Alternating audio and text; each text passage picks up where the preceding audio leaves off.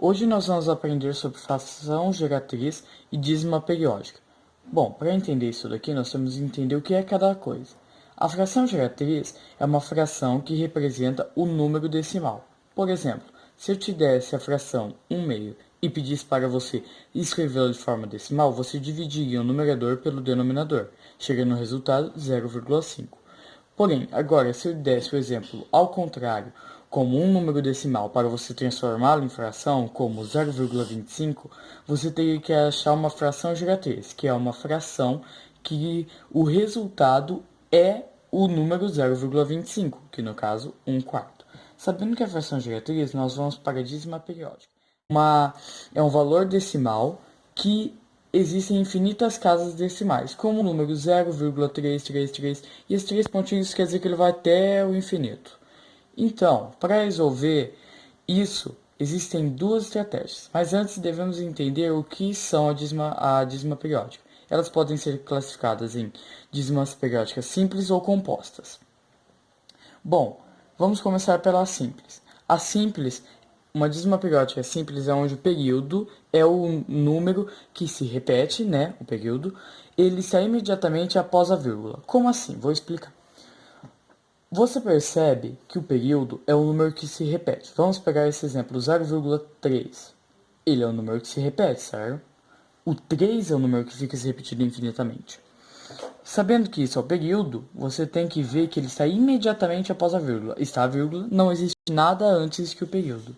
Bom, sabendo disso, a gente sabe que o período é 3. Então a gente teria que fazer uma formulazinha. Para simplificar, vamos utilizar o ponto de interrogação. Então vamos fazer.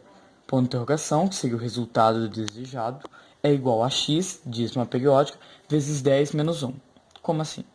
Simples. 1x é igual a 0,3333 até o infinito. A gente multiplica isso por 10. Multiplicando, nós temos o resultado 3,3333 até o infinito. E quantos x a gente tem? Nós temos 10x. Assim, agora nós apenas retiramos 1x. Ou seja, retire de 3,33 só tudo depois da vírgula. Se nós retirarmos tudo depois da vírgula, teremos o resultado 3. E quantos x nós teremos? 9. Então, passando isso para a forma de fração, nós colocamos o 3 em cima como numerador, dividido por 9. Se você fizer isso numa calculadora, ela dará o resultado 0,333 até o infinito. Bom, isso foi uma dízima periódica simples. Agora vamos para a composta.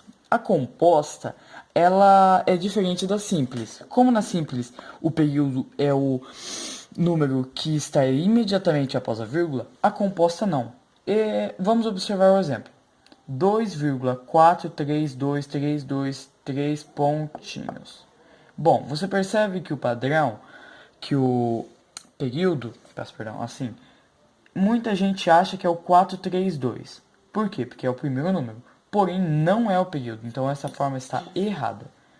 O padrão real é o 32, porque o 4 se repete uma vez. Então, aqui teria que ter um 4. Então, o padrão é 32. Para isso, você percebe que o 4 não está dentro do padrão, mas ele está antes do padrão e depois da vírgula. Então, ele é chamado de antiperíodo. Então, para resolver uma dízima periódica assim, nós temos que fazer uma fração.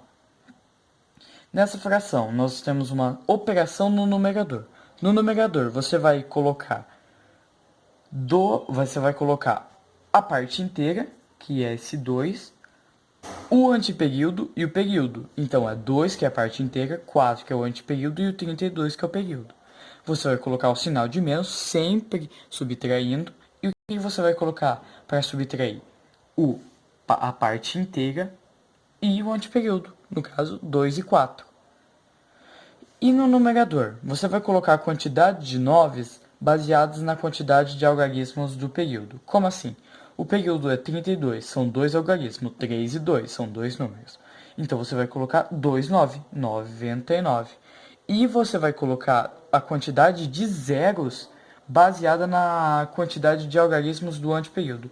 O 4 só é um algarismo, então você vai colocar um zero, então vai ficar 999.